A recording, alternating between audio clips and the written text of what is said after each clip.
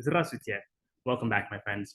In this next video, I'm going to be talking specifically about some strategies to be able to empower more effective communications as well as more consistent feedback loops.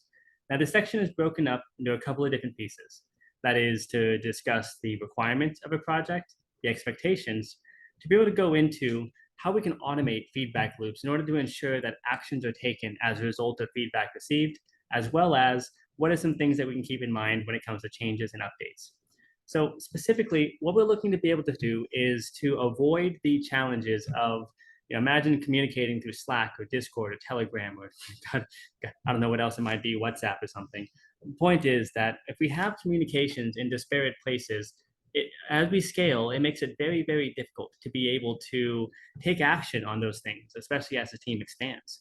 So what we want to be able to do is make sure that any actions, any tasks, any projects that involve multiple people, that there's a single source of truth that people can share information in order to be held accountable for being able to take action on it. One of the best ways to do this is in the creation of the task or project. And this is where CRM systems really shine. We're able to define what those requirements are specifically, kind of like in the nature of Rust, to make sure that everything is explicit. A similar fashion when it comes to project management. We want to ensure that the details of what is expected are in there. A strategy that I like to be able to use, I picked this up from one of my old advisors, I guess, oh my gosh, more than 8 years ago now. Damn, I'm getting old. Anyways, one of my old advisors, he had taught me a strategy that he called criteria of success and criteria of failure. Essentially, whenever you're setting up a task or a project, what's helpful is to be able to have whoever's creating that action to define what is the success criteria they're expecting. How would a person know that they've succeeded? And then simply have 1 to 2 sentences to describe that. And to be able to be as explicit as possible to ensure that they also define what would be a criteria of failure, meaning what are the actions or what would the results be, or what is just a 1 to 2 sentence description of either exactly what they're not wanting to see or a characteristic that they would define as a failure for that task or project. This makes it to where then everybody can be on the same page.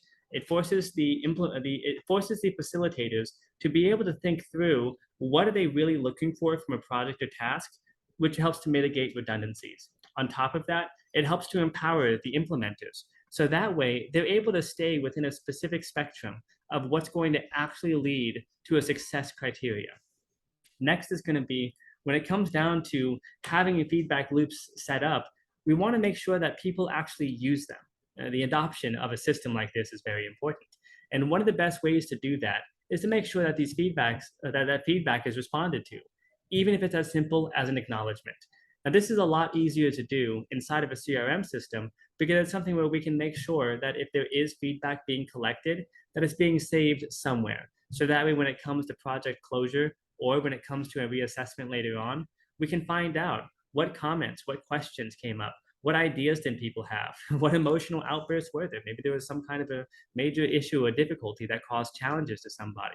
We're going to want to make sure that that all gets documented. And the best way to do that is to show appreciation for our team by actually responding to said feedback. Finally, the changes and updates. In the Web3 space, everything is changing, everything is moving around. Basically, the only thing that we can guarantee in this space is that things are going to be different a quarter, 6 months, and for sure a year from now.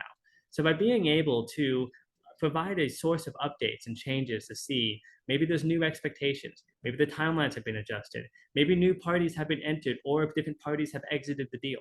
These are different parameters that would be very useful for us to be able to communicate with each other, as well as the feedback, either on how we can improve or what bottlenecks the person might have, concerns or ideas that a person might have, or maybe it's simply satisfaction feedback that comes from the people that we're interacting with. So that way we can have some type of a qualitative metric, or I guess, yeah, some type of a qualitative metric that we can track over time to assess how are we performing, not just from an internal standpoint, but externally as well. How do people perceive us?